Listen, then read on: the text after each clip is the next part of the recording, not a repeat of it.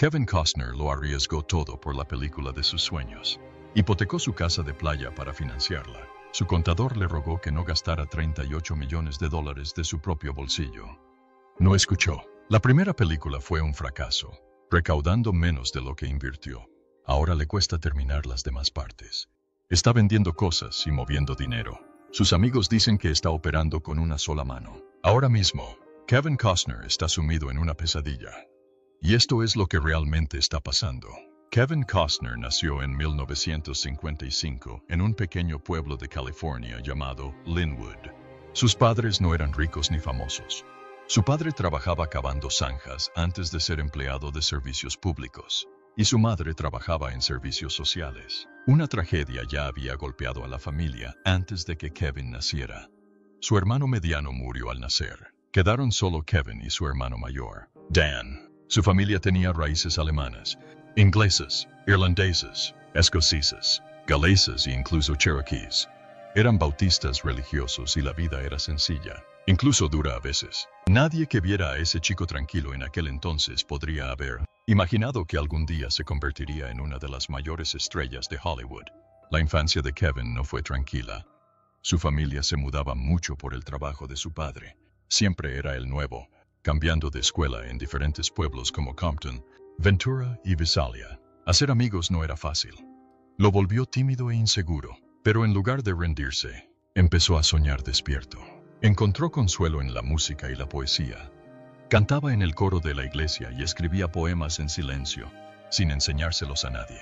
La escuela no le marcó mucho, pero algo más sí. A los 7 años, vio la película La Conquista del Oeste. Le impactó profundamente. Algo de la frontera abierta, de su crudeza, se le quedó grabado en el corazón. Esa película plantó una semilla que ni siquiera sabía que se convertiría en las historias que un día plasmaría en la gran pantalla. Al principio, sin embargo, Kevin tenía una preocupación muy distinta. Para cuando terminó la preparatoria, medía solo 1,67 m. Era pequeño y le ponía nervioso. Una vez le preguntó a su madre si alguna vez iba a crecer, y ella simplemente le dijo: «Te juro que vas a crecer, cariño». Tenía razón. En los años siguientes, creció 28 centímetros y llegó a medir 1,85 metros. Los médicos lo llaman recuperación del crecimiento, y es poco común. Pero incluso antes de que le dieran un golpe, era fuerte. Jugó baloncesto, fútbol americano y béisbol en la preparatoria, y se las arregló para enfrentarse a niños mucho más grandes. Uno de sus compañeros de béisbol, Dennis Burt, incluso llegó al profesionalismo. Kevin no se convirtió en una estrella del deporte, pero esa fuerza, esa lucha que llevaba dentro, nunca lo abandonaron. Justo después de graduarse en 1973, Kevin hizo algo audaz. Obsesionado con la expedición de Lewis y Clark, decidió seguir su ruta. Construyó una canoa a mano. No era bonita, pero funcionó.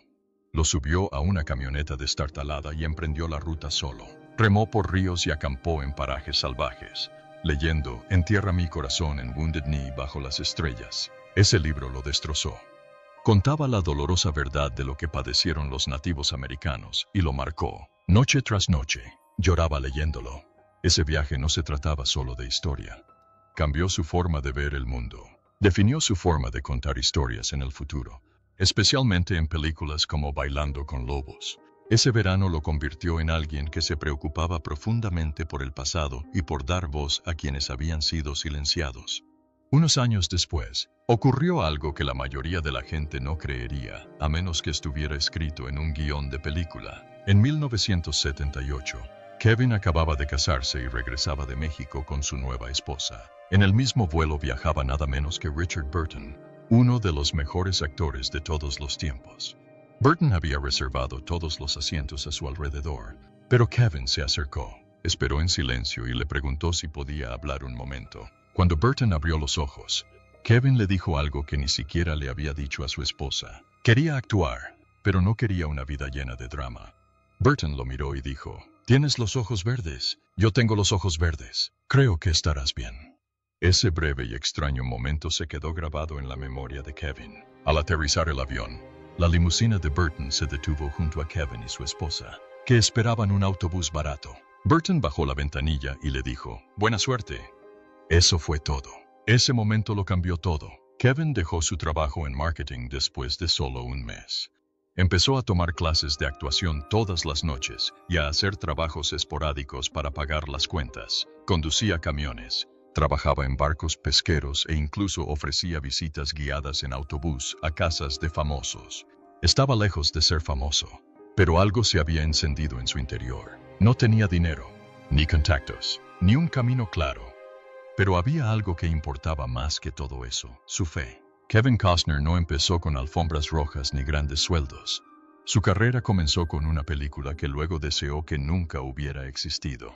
A finales de los 70, sin blanca y desesperado, aceptó un papel en una película de bajo presupuesto llamada Sizzle Beach, USA. No se estrenó hasta 1981, y para entonces, Costner ya se arrepentía. La película tenía elementos eróticos, y mientras rodaba una de sus escenas íntimas, Costner sintió que algo se rompía en su interior.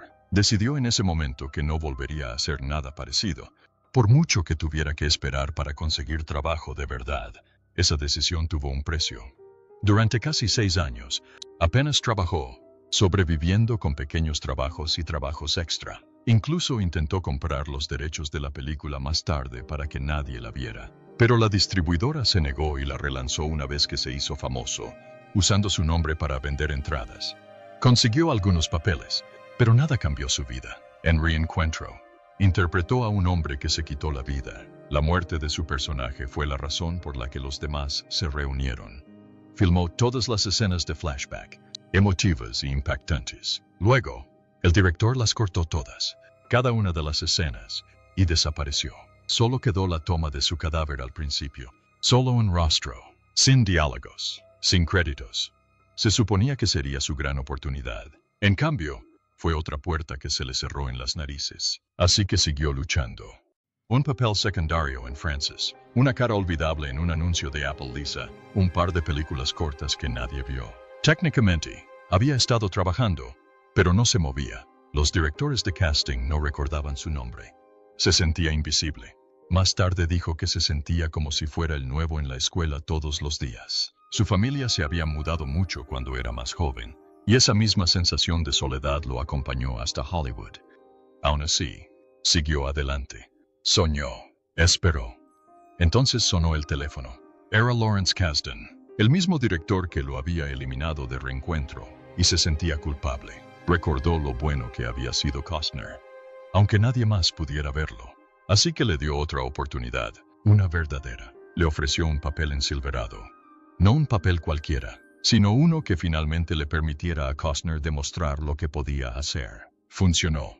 Costner era encantador, divertido y lleno de energía. La gente lo notó. Por primera vez, lo recordaron. Esa película les abrió puertas. Una de esas puertas condujo a Los Intocables en 1987. Gran presupuesto, grandes nombres. Y de alguna manera, Costner consiguió el papel principal.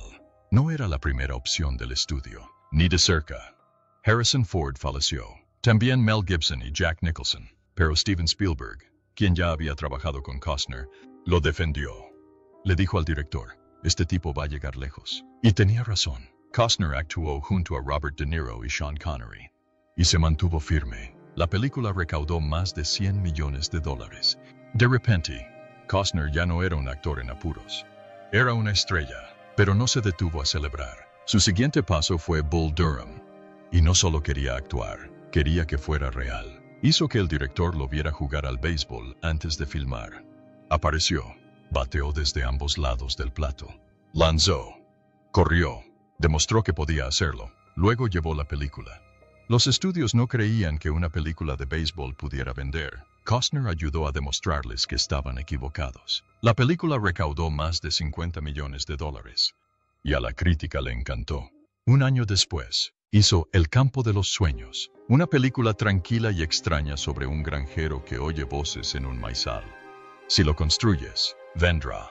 Esa frase se convirtió en parte de la cultura estadounidense. La película recaudó casi $85 millones. Recibió nominaciones al Oscar. La gente todavía la cita hoy. No solo generó dinero, creó recuerdos. Para 1990, Costner quería algo más que actuar. Fundó TIG Productions para hacer las películas en las que creía. La primera fue Bailando con Lobos. Los estudios dijeron que era demasiado larga, demasiado arriesgada. ¡Qué raro! Le pidieron que cortara las escenas en lengua nativa americana. Se negó. Le dijeron que recortara el presupuesto. Él dijo que no. Aportó su propio dinero. Melones. Podría haberlo arruinado. En cambio, ganó 7 Oscar y recaudó más de $400 millones. Siguió adelante. Hizo El guardaespaldas con Whitney Houston. Otra apuesta. Otro éxito. Más de $400 millones en taquilla. Y la banda sonora se convirtió en la más vendida de todos los tiempos. Años después, cuando nadie más creía en un proyecto llamado Horizonte, lo repitió. Hipotecó la casa de sus sueños para financiarlo. La misma mentalidad. El mismo riesgo. El mismo corazón. Y la misma razón. Porque Kevin Costner no espera permiso para contar una historia. Simplemente la construye. Kevin Costner no solo actuó. Se entregó por completo. Para Bailando con Lobos, pasó 9 meses aprendiendo Sioux Lakota. No solo unas pocas palabras aquí y allá, sino que trabajó con asesores nativos americanos e insistió en que casi 1/3 de la película se escribiera en Lakota. Esa audaz decisión puso nerviosos a los estudios. 2 de ellos rechazaron la película, pero Orion Pictures se arriesgó. Costner contrató a Doris Leader Charge, una maestra Lakota de 60 años, quien tradujo el guión y entrenó a todo el elenco durante 6 meses. Dijo que ganó más en ese semestre que nunca enseñando en la Reserva Rosebud. Y aún así, a pesar de todo ese esfuerzo, algunos espectadores nativos se rieron al ver la película. Russell Means, activista Oglala Lakota, señaló que muchos de los personajes masculinos, incluido Costner, hablaban la versión femenina del Lakota. Aún así, esta fue una de las primeras veces que una película de Hollywood dedicó tanto tiempo en pantalla a una lengua indígena, y la gente lo notó. Cuando Bailando con Lobos llegó a los Oscar en 1991, sacudió a Hollywood. El 25 de marzo, ante casi 43 millones de espectadores, ganó 7 de las 12 nominaciones a los premios de la Academia. Costner se llevó el premio a Mejor Director, la 5ª persona en ganarlo por su ópera prima, y también fue nominado a Mejor Actor. La película superó a Uno de los Nuestros de Scorsese, y muchos críticos aún discuten si fue justa, pero la Academia claramente prefirió la epopeya fronteriza al crudo clásico de la mafia. Mientras Costner subía al escenario con su Oscar en la mano, admitió que no se había confiado en sí mismo. Pero el resultado fue innegable. Bailando con Lobos se convirtió en el primer western en ganar el premio a la mejor película en 60 años. Costner no bajó el ritmo. Apenas unos días después de terminar Bailando con Lobos, se lanzó a Robin Hood, Príncipe de los Ladrones. Apenas tuvo tiempo para descansar. El horario era tan apretado que se saltó a los dobles y rodó la mayor parte de la acción él mismo. Escalaba murallas de castillos, saltaba fosos e incluso se lesionó el hombro. Una de sus acrobacias más disparatadas fue lanzarse sobre un muro de 10 metros de altura con una catapulta. Eso significaba que tenían que calcular la física hasta el kilogramo. Se necesitaron unos 5.000 kilogramos de fuerza para que saliera bien. Un día, en el set de rodaje en Francia, un especialista se ofreció a buscar setas alucinógenas entre tomas. Costner se rió, sobre todo porque se avecinaba una escena de lucha con espadas. Nick, ¿comiste champiñones? En 1 hora estaremos blandiendo espadas, dijo. Mientras tanto, los aviones seguían rugiendo desde el aeropuerto de Heathrow, arruinando las tomas y obligándolos a repetir las agotadoras subidas al castillo una y otra vez. Entonces llegó JFK. No era un papel más, era una batalla. Costner interpretó a Jim Garrison, el fiscal del distrito de Nueva Orleans, quien creía que había una conspiración tras la muerte de Kennedy. El director Oliver Stone no se anduvo con rodeos. La película sugería que la CIA, el FBI, el ejército e incluso el vicepresidente podrían haber estado involucrados. Causó un revuelo meses antes de su estreno. Periodistas, historiadores y funcionarios del gobierno lo calificaron de peligroso. Pero Costner no se rindió. Declaró a la revista Time que incluso plantearse estas preguntas era liberador. Cualquier debate sobre la posible verdad solo nos hace más libres, dijo. Su actuación no pretendía darle la razón a Garrison. Se trataba de que el público lo tomara en serio. Y funcionó. Tras el estreno de la película en diciembre de 1991, El gobierno de Estados Unidos aprobó una ley en 1992 para hacer públicos los archivos secretos del asesinato de JFK. Pero quizás la decisión más inteligente de la carrera de Costner llegó en 1992 con El guardaespaldas. Podría haber cobrado $10 millones por adelantado. En cambio, apostó por el éxito de la película y pidió un porcentaje de las ganancias. Además, esperó un año entero a que Whitney Houston tuviera tiempo libre porque sabía que era perfecta para el papel. Y tenía razón. La película se estrenó el 25 de noviembre de 1992, el mismo día que Aladdin de Disney, y recaudó $16,6 millones en su primer fin de semana. Posteriormente, recaudó $410,9 millones a nivel mundial. Solo en Japón, recaudó más de $21 millones y se convirtió en el mayor éxito de Warner Brothers allí. Las ganancias de Costner en taquilla y las regalías de la banda sonora sumaron más de $20 millones, quizás incluso 30 millones. La banda sonora, que incluye la legendaria versión de Houston de I Will Always Love You, vendió más de 50 millones de copias. Ganó el premio al álbum del año en los Grammy. La apuesta de Costner había dado sus frutos, por partida doble, una vez en dinero y otra en legado. Kevin Costner fue una vez un miembro de la realeza de Hollywood, pero en 1994, todo empezó a desmoronarse. Empezó con Waterworld, una película que debería haber sido su gran éxito de taquilla. En cambio, se convirtió en una pesadilla. Un huracán azotó el set hawaiano en pleno rodaje. No solo una lluvia, sino que destruyó un set flotante valorado en $5 millones. Y ese ni siquiera era el más caro. El conjunto principal, llamado Atolón, costó $22 millones. Medía 400 metros de ancho y pesaba más de 1,000 toneladas. Tuvieron que traer acero desde California porque en Hawái se agotó. La gente casi se ahoga. Sus compañeros de reparto fueron arrojados de un barco. Costner casi muere atado a un mástil. El coordinador de especialistas sufrió una enfermedad por compresión y tuvo que ser trasladado en helicóptero a un hospital. El presupuesto se disparó. Comenzó con $65 millones, luego subió a $100 millones, luego a $135 millones y finalmente llegó a $175 millones. Si añadimos $60 millones para marketing, se convirtió en una apuesta arriesgada de $235 millones. En 1995, eso era inaudito. El Día de la Independencia costó solo $75 millones. La gente empezó a llamarlo Fish Tar y Kevin's Gate. Aunque luego generó ingresos con el video doméstico, el daño ya estaba hecho. Ya no era solo una estrella de cine. Era el chiste. Luego vino el drama con el director, Kevin Reynolds, quien fuera su amigo y compañero de Robin Hood. Renunció después de 133 días miserables. Se fue con una cita brutal. Kevin debería dirigirse él mismo. Y eso fue exactamente lo que hizo Costner. Terminó la película solo. Al mismo tiempo, su matrimonio de 16 años terminó. Algunos dijeron que su dolor personal se filtró en su comportamiento en el set. La prensa sensacionalista se lo tragó. Para empeorar las cosas, se supo que Costner quería añadirse cabello digital para cubrir su calva. Él lo negó. Lo calificó de mentira y afirmó que nunca había trabajado bajo los efectos del alcohol ni drogado. Pero los rumores persistieron. La gente se burlaba de él. Decían que era vanidoso. Decían que era difícil. Se convirtió en parte de la etiqueta de diva de la que no podía desprenderse. 2 años después, lo intentó de nuevo con El cartero. Fracasó aún más.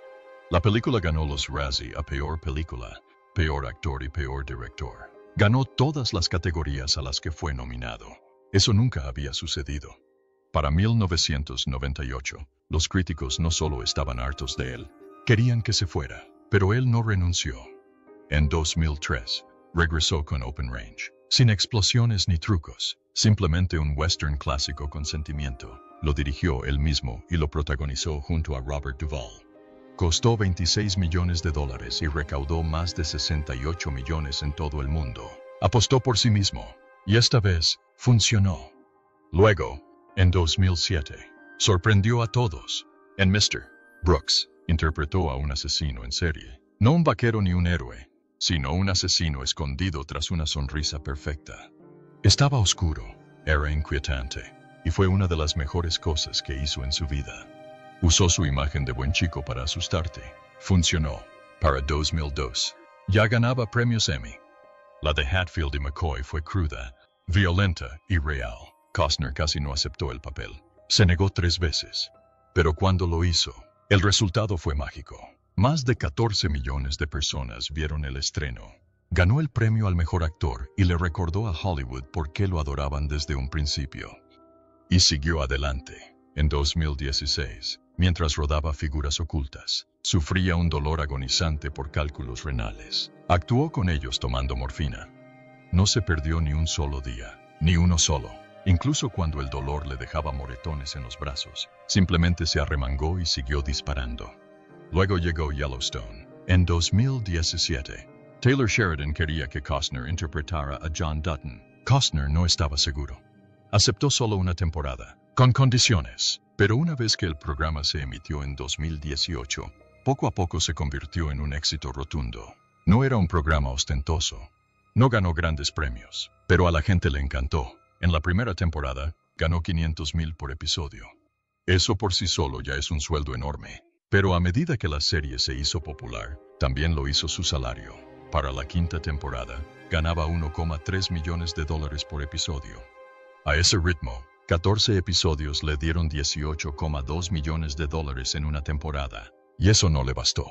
En 2023, supuestamente pidió $1,5 millones por episodio. Al mismo tiempo, estaba inmerso en el proyecto de sus sueños, Horizon, una saga estadounidense. Esto no les sentó nada bien a los productores de la serie. Los horarios de rodaje chocaron.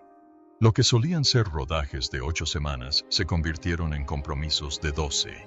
Costner había planeado Horizon durante las semanas de descanso de Yellowstone, pero esas semanas de descanso cambiaban constantemente.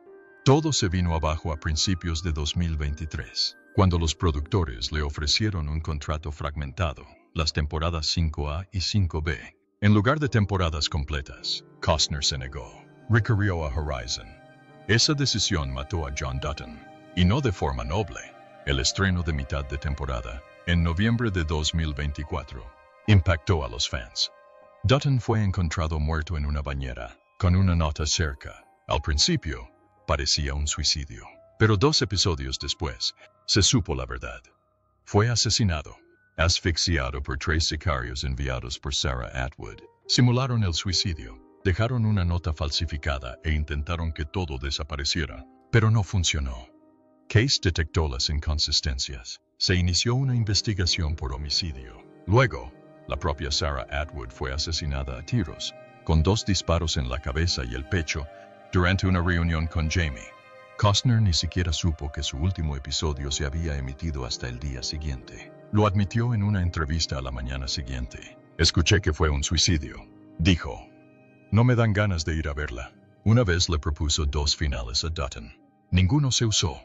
En cambio, el programa tomó su propia decisión, una que Costner ignoró públicamente. Aún así, mientras otros miembros del elenco ganaban $200,000 por episodio, Costner se llevó más de 24 millones en la última temporada. Y los índices de audiencia, incluso sin él, batieron récords. $16,4 millones sintonizaron el estreno en 5B. Eso superó los 15,9 millones que vieron el estreno en 5 a 2 años antes. Y todo empezó con solo $2,8 millones en la primera temporada. Costner ya había pasado página. Horizon no era solo una película. Era su obsesión. Empezó a escribirla en 1988. No podía dejarla ir. Después de Open Range en 2003, intentó presentársela a Disney, pero la rechazaron debido a una disputa presupuestaria de $5 millones. Durante décadas, permaneció intacta. En 2022, finalmente encontró el respaldo, pero no sin pagar un precio. Hipotecó su propiedad de 4 hectáreas frente al mar en Santa Bárbara. La casa que llamó su última casa. Le dijo a su contador que estaba invirtiendo 38 millones de su propio dinero en Horizon. El contador se puso furioso. A Costner no le importó. Es mi vida, dijo. Creo en ella. El presupuesto para los 2 primeros capítulos alcanzó los $100 millones. Él mismo financió más de un tercio. Cuando Horizon, capítulo 1 se estrenó en Cannes el 19 de mayo de 2024, se suponía que sería su gran regreso a la dirección tras Bailando con Lobos. Pero los críticos estaban divididos. A algunos les encantó, a otros no. La taquilla no ayudó. La película recaudó solo $38,7 millones a nivel mundial. Eso fue menos de lo que Costner había invertido personalmente. Pero él siguió adelante. El capítulo 2 se estrenó en Venecia. El capítulo 3 empezó a rodarse en mayo de 2024. El capítulo 4 ya está en desarrollo. No es un proyecto pequeño. Más de 170 diálogos en 4 películas. Solo el capítulo 1 contaba con nombres como Sienna Miller, Sam Worthington y Luke Wilson. Costner se lo jugó todo. Incluso cuando el dinero escaseó, se negó a parar. Si bien sus películas enfrentaron cifras difíciles, su vida personal fue igual de caótica. Su primer matrimonio, con Cindy Silva, terminó en 1994. Perdió $80 millones en el divorcio. Tuvieron 3 hijos. No firmaron un acuerdo prenupcial. Más tarde, él lo calificó como uno de los peores momentos de su vida. Pero para 2025, según se informa, ambos habían vuelto a ser amigos. Incluso lo ayudó en su siguiente divorcio. Este fue de Christine Baumgartner. Estuvieron casados 18 años. Ella presentó la solicitud el 1 de mayo de 2023. Surgió de la nada. Esta vez había firmado un acuerdo prenupcial. Pero la batalla fue brutal. Ella tuvo que abandonar sus casas. Él pagaba $63,209 al mes en manutención. A principios de 2025, se comprometió con un ex amigo suyo, Josh Connor. Corrieron rumores de que Costner planeaba renegociar el acuerdo una vez que ella se volviera a casar. Y luego estaban los rumores de Yellowstone. Justo cuando se supo del divorcio, empezaron a circular historias disparatadas. Uno decía que había dejado embarazada a una miembro del equipo en el set. Otro afirmó que se saltaba la filmación. Su equipo lo calificó de disparate. Aún así, los rumores persistieron. El momento parecía diseñado para perjudicarlo. A principios de 2025, Costner volvió a salir con alguien. Pero tenía una regla. Nada de actrices de Hollywood. Los de adentro decían que quería a alguien común y corriente. Sus amigos intentaron emparejarlo. Se comportaba como un veinteañero. No quería nada serio. Todavía no. Ya había vivido el ciclo completo de Hollywood. Fama, matrimonio, escándalo, divorcio y ahora, libertad. Kevin Costner ya tiene 70 años. Pero en lugar de bajar el ritmo, está acelerando. El 26 de mayo de 2025, su nueva docuserie, Kevin Costner's The West, se estrenará en History Channel. No es solo un episodio. Se trata de un evento especial de 2 episodios que da inicio a una serie de 8 partes. A la noche siguiente, se emite otro episodio, antes de que el programa se instale en su horario habitual de lunes. Esta serie es diferente. No se trata de vaqueros con dientes perfectos cabalgando hacia el atardecer. Se trata de territorio, conflicto y la cruda realidad de cómo se conquistó o robó el oeste. Costner trabajó con Doris Kearns Goodwin, historiadora ganadora del premio Pulitzer. Grandes nombres, gran historia. Y no solo es presentador. Lo está produciendo con ganadores del Oscar. Esto no es un proyecto de jubilación, es una misión. Pero eso es solo una parte de lo que está haciendo. Costner sigue luchando por terminar su serie de 4 películas. Horizon. El primer capítulo fue un fracaso. Solo se recaudaron $38,7 millones con un presupuesto de 100 millones. Fue un desastre de taquilla. Warner Brothers se puso nervioso y retrasó el estreno del capítulo 2. Pero Costner no se rindió. En el Festival de Cine de Venecia, admitió que la escalada se hizo más difícil. La piedra volvió a caer ladera abajo. Dijo, pero tengo que volver a ponerle las manos encima. ¿Esa roca? Es el capítulo 3. Ya ha gastado $38 millones de su propio bolsillo. Y ahora intenta encontrar más para terminar. No solo una película, sino quizás el capítulo 3 y el capítulo 4 juntos en 2025.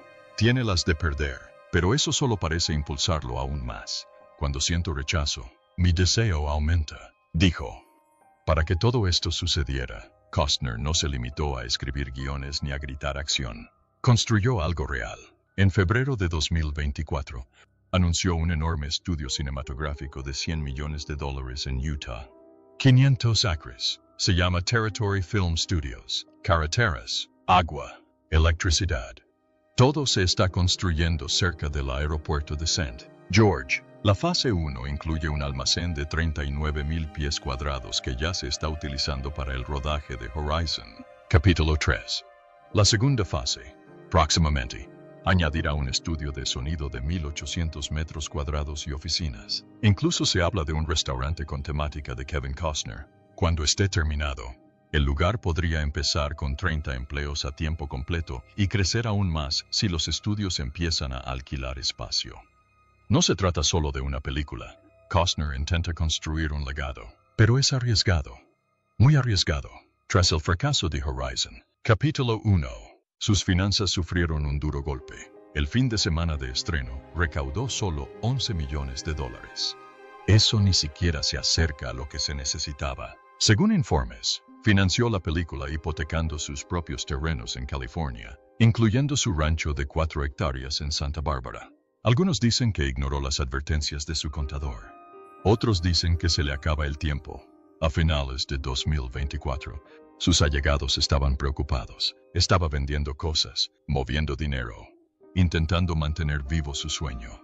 Una fuente dijo que está operando con una sola esperanza. Si la situación no mejora, podría perder aún más.